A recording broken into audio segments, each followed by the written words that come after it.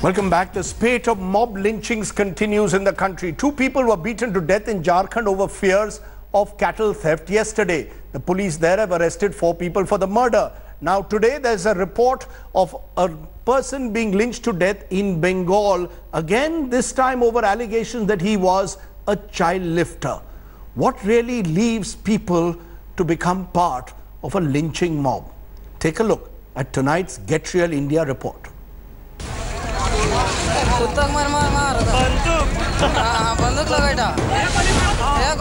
Just days after 2 people were killed in Assam over suspicion of child kidnapping, here comes another shocker. 2 men are thrashed to death in Godda district of Jharkhand. Surabuddin Ansari and Murtaza Ansari were accused of stealing buffaloes from Dudu village. The villagers had traced them to a neighbouring village, Bankati, where a crowd assaulted the 2 men. The police claim it was simple case of theft and has nothing to do with the victims' religions. एक गांव में ये 2 लोग मवेशी चोरी के लिए गए थे और वहां से सुबह 4 बजे के करीब जब गांव में पता चला कि 12-13 मवेशियों को चोरी करके 2 लोग ले जा रहे हैं तो गांव वाले इकट्ठे हुए। उसी के क्रम में उनके साथ मारपीट हुई और उसमें इन दोनों की मृत्यु हो गई। जैसे ही पुलिस को सूचना मिली तो त्वरित गति से कार्रवाई करते हुए पुलिस बल पदाधिकारी वहां पर गए और बट तब तक इन दोनों की मृत्यु हो चुकी थी। Police took 4 to 5 hours to reach the spot as it was in the interiors. 4 people have been arrested so far. One of the victims had been jailed for cattle theft earlier. The other doesn't have a criminal record. While the police claim the murder was not a communal incident, the opposition parties refuse to believe.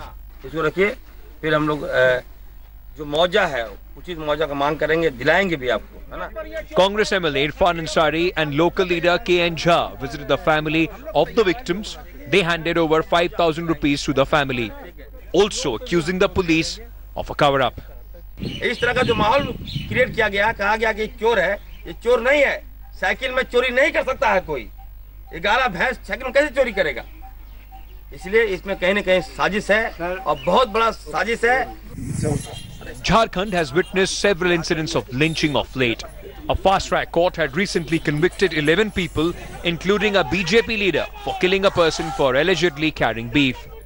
Cases in fast-track court could only be one of the ways of instilling fear of law in the murderous mobs. With Dharamveer Sinha, Bureau Report, India Today. So what explains the growing instances of mob lynching? Joining me now, Harsh Mander, social activist who's been tracking this issue for a while now, and the country's foremost sociologist, Professor Dipankar Gupta, also with us. Appreciate both of you joining us. Harsh Mander, you've been tracking it particularly in the context of cow vigilantes and their targeting of minority and Dalit groups. Now, we've had another instance just yesterday in Jharkhand, 2 people killed allegedly because they were cattle thieves. Do you see a pattern emerging in the manner in which these deaths are being carried out or lynchings are being carried out, or are they all very separate instances?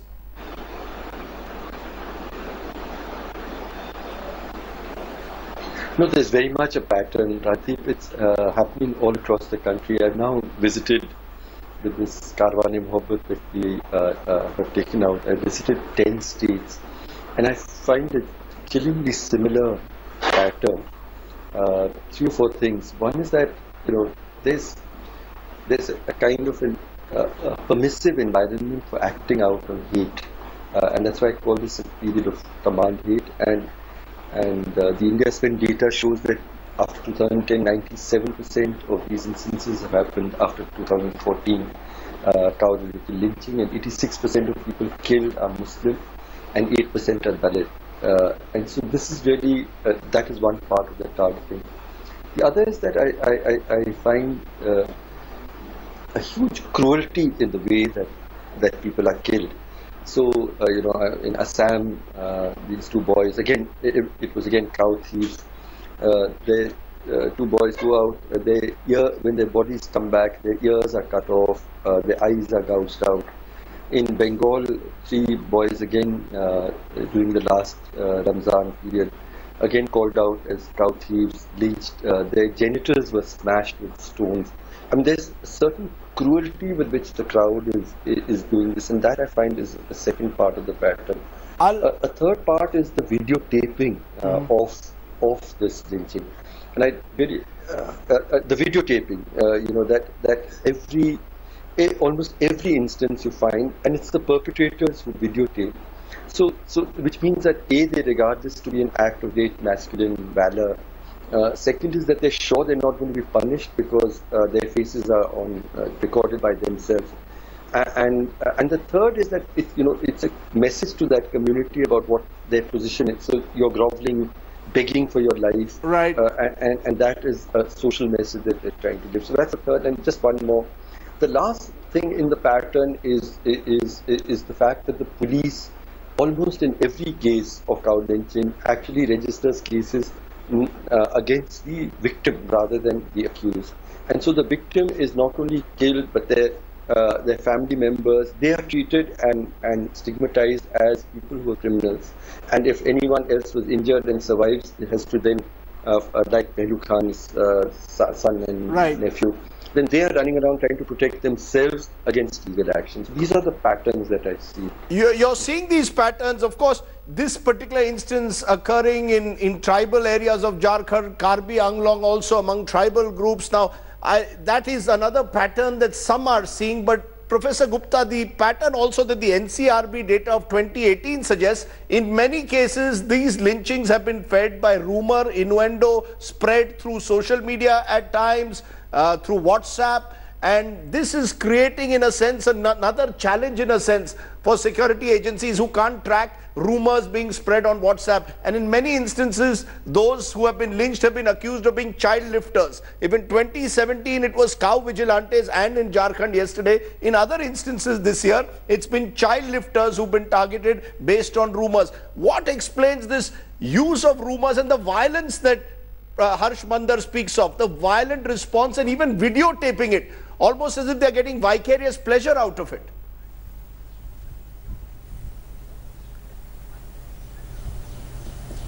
You see, rumors become rampant and widely prevalent when the source of authority is not quite legitimate. In other words, once the word goes around that news is not quite genuine and can be biased, then rumors take off. In a situation of authentic and verifiable news, rumors don't really do as well. But when there is a kind of suspicion that the news itself is being doctored or is not easily available or known to people, rumors abound. So that is the reason why rumors tend to multiply in societies where there is a lack of information dissemination. That is the first point. The second thing is, we must remember that in every social setting, there are three parties involved: the two conflicting or contending their protagonists and the state. If they don't believe in the state, then the parties lash out at each other in the most cruel and unseemly fashion. This is exactly what's happening now. Many of the those in tribal areas, for example, the child lifters you talked about, so often people have the impression that they're child lifters who've taken young boys and girls and brought them to big cities and made them work as slaves almost. And when they do report this to the police, nothing really happens. So then there's a kind of frustration that the law of the land is not operating anymore. And if that impression gets around, then the only option left, most people feel, is to take law into their own hands. And that is why you have this kind of lynching and mob phenomenon of the kind you talked about. So I feel that there are two issues here involved. One is the authenticity of news and information dissemination. And the second is the validity and the legitimacy of the law enforcement authorities. There is, of course, the subtext that is there, and Harsh Mander, you've been, in a sense, documenting this, particularly with cattle, so-called cattle thieves or cattle traders who are being targeted. This belief that Gau Rakshaks now can get away, take the law into their own hands. Now, in each instance, as I said, it may not be a similar pattern, but there's a sense that whoever is involved in mob lynching believes that he or she can get away because of the security that the mob provides them. Or the state provides them, rather. The state provides security in a sense to the mobs. Not just the mob, but that the state provides.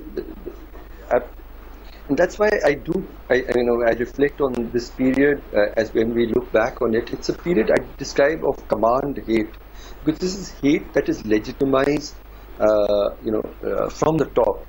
I think in the US and in India and in many countries in the world, we're seeing a political and social environment which legitimizes bigotry and hatred. And I think that's part of it. And to add to what Dipankar was speaking about, rumors, I've been a district magistrate. I've seen communal violence, which was the predecessor to this round of vigilante individual killing, targeted killing of Muslims and Dalits. What rumors have been used right from the partition riots. There's a systematic creation of rumors to which spurs hatred, and it's not random. So earlier, like in the districts, you never knew where Bhagalpur violence happened. 2,000 people were killed in Bhagalpur on a single rumor that Hindu students have been massacred in hostels all across Bhagalpur town. It never happened. Where the rumors started, nobody was able to know. What this new technology of WhatsApp is able to do is to give you a huge, powerful instrument to spread rumors. But they're done in order to systematically create hatred. Can I therefore get a final word from you, Dipankar Gupta? Do you see a change in the pattern? It's not as if mob lynching started only after 2014. To that extent, maybe I would disagree with Harsh Mander. There were mob lynchings in the past.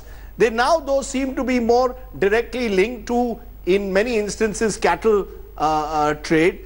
Do you get a sense, though, that it's become more vicious? As I said, it's played out now on camera. It's recorded almost. What's the shift you see between mob lynchings that took place in the past and what you see now?